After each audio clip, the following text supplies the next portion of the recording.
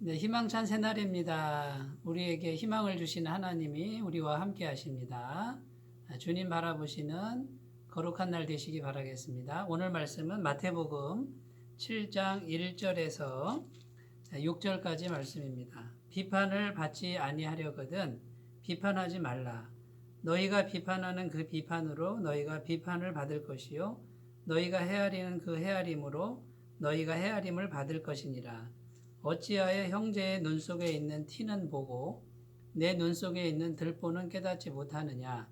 보라, 내 눈 속에 들보가 있는데 어찌하여 형제에게 말하기를 나로 내 눈 속에 있는 티를 빼게 하라 하겠느냐. 외식하는 자여, 먼저 내 눈 속에서 들보를 빼어라. 그 후에야 밝히 보고 형제의 눈 속에서 티를 빼리라. 거룩한 것을 개에게 주지 말며 너희 진주를 돼지 앞에 던지지 말라. 그들이 그것을 발로 밟고 돌이켜 너희를 찢어 상하게 할까 염려하라. 아멘. 네, 오늘 말씀은 비판하지 말라라는 주님의 말씀입니다. 비판은 인간관계 속에서 이루어지는 일들이죠. 오늘 말씀 1절에 보면 비판을 받지 아니하려거든 비판하지 말라. 우리말로는 이렇게 해석이 되어 있는데 성경 원문에는 비판하지 말라 이것이 맨 앞에 나옵니다. 무슨 뜻이냐면 비판 자체를 하지 말라 이런 뜻입니다. 그러니까 비판이라고 하는 거는 아예 그 자체를 하지 말아라 이런 뜻이고 비판을 받지 아니하려거든 이 말은 하나님께서 하나님으로부터 비판받지 않으려면 이런 뜻입니다. 그러니까 7장 1절을 다시 이렇게 해석을 하면 무조건 비판 자체를 하지 마라. 그래야 하나님으로부터 비판받지 않는다. 이런 의미가 됩니다. 여러분 여기서 말하는 비판은 사람을 살리기 위한 비판이 아니고요. 우리 인간의 눈에 보이는 작은 잘못을 보고 정죄하는 겁니다. 그러니까 의도가 살리는 게 아니라 죽이는 것이죠. 이런 의미가 비판에 담겨 있습니다. 여러분, 우리가 우리 눈 속에 다른 사람의 잘못이나 허물이 보이잖아요. 그 허물은 오늘 성경의 말씀에 보면 티다 그래요. 그러니까 작은 것이다라는 것이고요. 그런데 하나님이 우리를 보시는 그 죄의 목록들을 이제 생각해 보면 굉장히 많습니다. 뭐 죄로 물들었다고 봐도 맞는 말이죠. 그런데 하나님은 그 죄의 목록들을 다 기록하고 계신다는 거죠. 그러니까 하나님이 보실 때 우리의 죄는 들보와 같다. 집의 기둥과 같다. 그런 뜻이에요.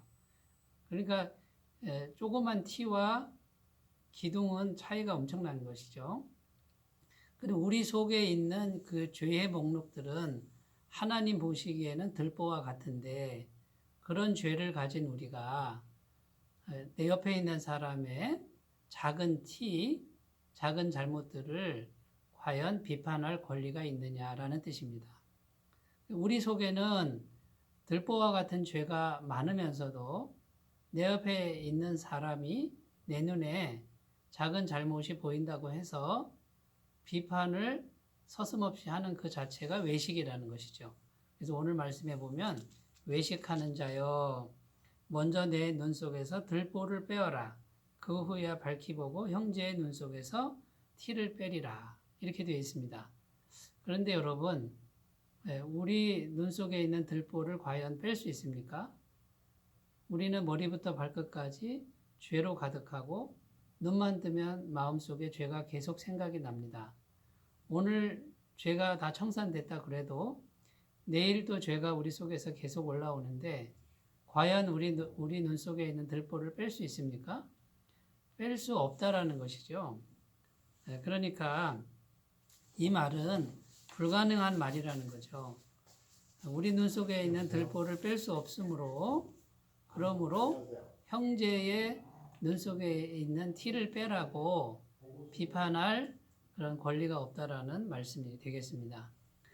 여러분, 그러므로 우리가 오늘 비판하지 말라라고 하는 주님의 말씀을 인간관계 속에서 하는 말이지만 하나님과 우리 사이의 관계에서 먼저 생각하고 인간관계를 우리가 설정을 해야 된다라는 말씀입니다. 하나님 보시기에 우리 마음속은 죄가 가득한데 내 옆에 있는 사람의 죄는 작은 죄인데 그것을 비판할 수 없다라는 그런 말씀이 되겠습니다. 성경 말씀에 예수님께서 비유를 하나 드신 그 비유가 있습니다. 베드로가 와서 예수님, 형제가 잘못을 범하면 몇 번까지 용서할까요? 7번까지 용서할까요? 이 말은 굉장히 많은 횟수를 제시한 겁니다. 그때 당시 분위기상 보통 3번까지는 용서해줘라 이렇게 돼 있는데 7번까지 할까요? 라고 물었을 때 예수님은 70번씩 7번이라도 용서해라. 그러면서 1만 달란트 빚진 자와 100데나리온 빚진 자 비유를 들어주셨습니다. 어떤 임금에게 1만 달란트 빚진 자가 값없이 탕감을 받았는데 자기에게 100데나리온, 100데나리온은 얼마 되지 않는 돈이죠. 100데나리온 빚진 자를 용서해 주지 않았다라는 비유를 들면서 그러면 이 임금이 어떻게 하겠느냐 이렇게 말씀하셨습니다. 우리는 하나님으로부터 1만 달란트 빚을 탕감받았습니다. 그 1만 달란트는 평생을 다 살아도 갚지 못할 그런 빚입니다. 성경은 그 빚을 죄라고 말을 하는 것이죠. 여러분, 그러므로 우리가 늘 하나님 앞에서 자신을 정직하게 돌아보면 자신의 마음속에 늘 1만 달란트 죄가 있음을 인정할 수밖에 없고요. 우리 주 예수님의 보혈로 날마다 완전하게 탕감을 받고 있다라는 이 은혜를 생각할 때 나에게 죄 지은 사람, 또 내 눈에 허물이 보이는 사람을 얼마든지 용서할 수 있는 힘이 생기게 될 줄로 믿습니다. 오늘 비판 자체를 하지 마라 이렇게 말씀하고 있으니 그러면 우리는 어떻게 해야 되겠습니까? 우리는 하나님의 그 끝없는 용서와 또 끝없는 은혜를 생각하면서 내 옆에 있는 형제에게 언제든지 그 은혜를 전하는 사람들이 되어야 되겠습니다. 그 다음에 6절 말씀이 나오는데 이 6절 말씀은 참 해석하기 어려운 말씀인데요. 거룩한 것을 개에게 주지 말며 너희 진주를 돼지 앞에 던지지 말라. 그들이 그것을 발로 밟고 돌이켜 너희를 찢어 상하게 할까 염려하라. 이 말씀은 참 난해한 구절 중에 하나입니다. 여러 가지로 해석이 되지만 이렇게 비판을 서슴지 않고 하는 사람은 어떠한 말도 듣지 않으니 거룩한 말씀이나 복음의 말씀을 듣지 않을 것이니 하지 말라는 그런 내용으로 해석도 되고요. 또 다르게 해석되는 그 내용은 건전한 비판은 할 수 있다. 사람을 살리는 비판은 해야 된다라는 그렇게도 해석이 됩니다. 그런데 건전한 비판을 해도 그것을 받지 않는 사람들이 얼마든지 있다라는 말씀이고요. 그런 사람에게는 건전한 비판도 소용이 없다라는 그런 내용이 되겠죠. 오늘 우리 인간관계 속에서 비판하지 말라라고 이렇게 우리에게 주신 하나님의 말씀을 꼭 기억하시고 하나님께서 우리를 비판하지 않듯이 우리도 다른 사람을 비판하지 않는 거룩한 삶이 되시기 바라겠습니다. 기도하겠습니다. 하나님 아버지, 하나님께서 우리를 날마다 그 많은 죄를 완벽하게 용서해 주신 같이 우리도 다른 사람을 늘 용서해 주고 또 하나님 기꺼이 용서할 수 있는 마음이 되도록 도와주시옵소서. 인간관계 속에서 참으로 힘든 일이 많습니다. 또 인간관계 속에서 우리가 다 죄인이므로 서로 상처받고 줄 때가 많습니다.